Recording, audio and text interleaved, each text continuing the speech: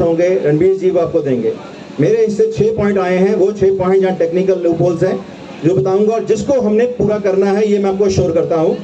उसमें जो पहला पॉइंट आ रहा है वो है 7 पे कमीशन है। हम सबको पता है कि जब सेंट्रल सर्विस रूल चंडीगढ़ में लगे, उसको उन्होंने पे रिवाइज रूल्स बोला, जो 1 अप्रैल 2022 से लगे। उसमें रेगुलर वालों को मिल गया, अभी कॉन्ट्रैक्ट वालों का नंबर बचा हुआ है। तो कई बार लोग पूछते हैं कि भाई हमें क्यों नहीं मिल रहा, भाई ये अन्याय है। तो उन लोगों के लिए इन्फॉर्मेशन है, देखो हर चीज़ का एक प्रोसेस होता है, ये नहीं कि ये चीज़ पहली बार हो रही है। जब भी रेगुलर वालों का पे स्केल लगता है, उसके बाद में कॉन्ट्रैक्ट वालों का पे स्केल इशू होता है। वो सिर्फ एसएसए कॉन्ट्रैक्ट या डीओ कॉन्ट्रैक्ट या गेस्ट वालों के लिए नहीं होता, वो पूरे चंडीगढ़ कॉन्ट्रैक्ट एम्प्लॉय के लिए होता है। तो पीछे हम उसी इशू को दूर करने के लिए फाइनेंस सेक्रेटरी से मिले, सेक्रेटरी पर्सनल इससे पहले हरगुन मैडम थे उनसे मिले, बट नए पर्सनल सेक्रेटरी जो आए हैं इनसे हमारी 2 मुलाकात हो चुकी है, और उन्होंने ये बोला है कि मैं जल्दी इसको परस्यू करवा के इसको लेटर को इशू करवा दूंगा, और इसकी इंप्लीमेंटेशन 1 अप्रैल 2022 से होगी, रेट्रोस्पेक्टिव होगी, विद एरियर होगी। इसमें कोई डाउट की बात नहीं है, ये होगा, ये मैं श्योर करता हूं। दूसरा है जो सर्विस बेनिफिट 2015 बैच के, आपको याद होगा लास्ट जो हमारी 18 मई को गैदरिंग हुई थी, उसमें हमने ये बात बोली थी कि हम आपके लिए पूरी जोर से कोशिश करेंगे। जो आपकी फाइल आज तक बंद पड़ी है उसे फिर चलाएंगे, और हमने चलाई भी। इस इशू को लेकर Satnam Sandhu, adviser, secretary education, director school education और इवन गवर्नर तक हमने प्रेजेंटेशन भेजी और मिले भी हैं।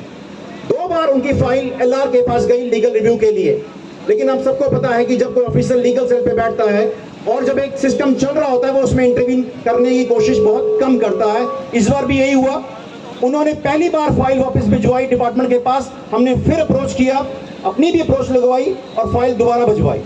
दोबारा के बाद एलआर ने अब की बार फिर बोला कि मैं इसमें कोई कमेंट नहीं लिखूंगा, ना नेगेटिव ना पॉजिटिव। उसने फाइल वापस भिजवाई और डिपार्टमेंट डिस्कशन छोड़ दिया। अब हमारे पास एक लास्ट मौका है इस फाइल को पुश कराने का।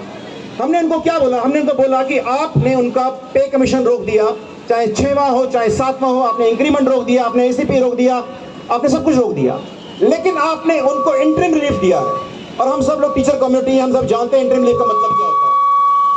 जब पे कमीशन लेट होता है तो इंटरिम रिलीफ दिया जाता है, ताकि जो उनके जो खर्चे हैं टाइम के अनुसार बढ़ रहे हैं तो उनको कुछ सैलरी बेनिफिट मिले। जब आप उनको इंटरिम रिलीफ दे रहे हैं तो आप उनका पे कमीशन कैसे रोक सकते हैं, जब इंटरिम रिलीफ पे कमीशन का हिस्सा होता है। जब आप एक हिस्सा दे रहे हो, दूसरा हिस्सा रोक रहे हो, तो ये अपने आप में बहुत बड़ा वायलेशन है। इस इशू पे हम इस बार गवर्नमेंट ऑफ इंडिया में उनके टॉप लीगल एडवाइजर से वहां मिलेंगे, उनसे बात हो चुकी है और उन्होंने कहा है हम इसको पूरी तरह कोशिश करेंगे।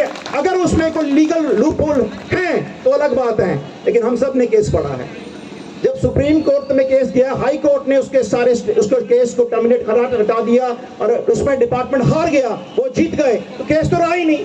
जब केस रहा ही नहीं है, उसके लास्ट पेज में भी लिखा हुआ है कि जिन लोगों का इसमें कहीं नाम नहीं है उन पे कोई कार्रवाई नहीं की जाए, उनकी सर्विस एज इट इज रहेगी। जब ये लास्ट जजमेंट है तो हु और चंडीगढ़ एडमिनिस्ट्रेशन जो उस पर क्वेश्चन कर सकें। जो कुछ ऑफिशियल्स है फाइल को रोक के बैठे हैं, आई श्योर यू